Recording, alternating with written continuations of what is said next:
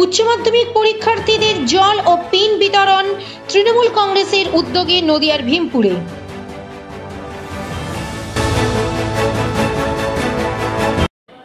Our channel content only for education and information purpose. We do not promote any violence, criminal activity, crime against women, or self-injuries and communal disharmony.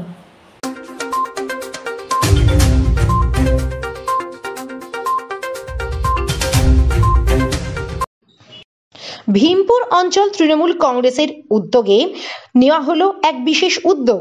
জানা যাচ্ছে তাদের বিশেষ উদ্যোগে পাকুড়গাছি high স্কুলে উচ্চ মাধ্যমিক পরীক্ষার্থীদের হাতে জলের বোতল ও পেন প্রদান করা হলো। এদিন সকাল থেকেই তৃণমূল কংগ্রেসের কর্মীদের উপস্থিতি এই কর্মসূচিতে ছিল চোখে পড়ার মতন। উপস্থিত ছিলেন ভীমপুর তৃণমূল কংগ্রেসের যুব মোর্চার সভাপতি রনি সরকার। মোট 91 জন ছাত্রছাত্রীদের হাতে এই জলের বোতল ও পেন দেওয়া হলো বলেই জানা যায়।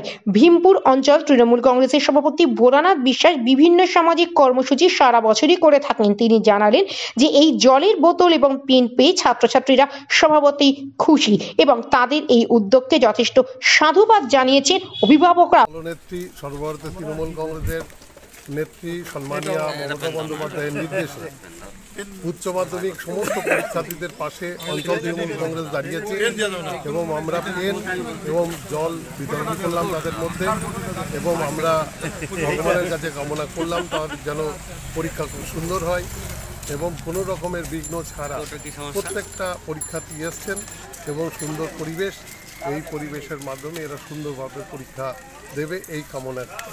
কতজন ছাত্রছাত্রীকে দিলেন? টোটাল 91 আছে, 97 জন ছিল, কিছু অ্যাবসেন্ট আছে, 91 জনকে দিয়েছি, গার্জিয়ানদেরকেও দেওয়া হয়েছে। এছাড়া যারা পুলিশ কর্মী এখানে কর্মরত তাদের মধ্যেও আমরা জল এবং পেন বিতরণ করছি।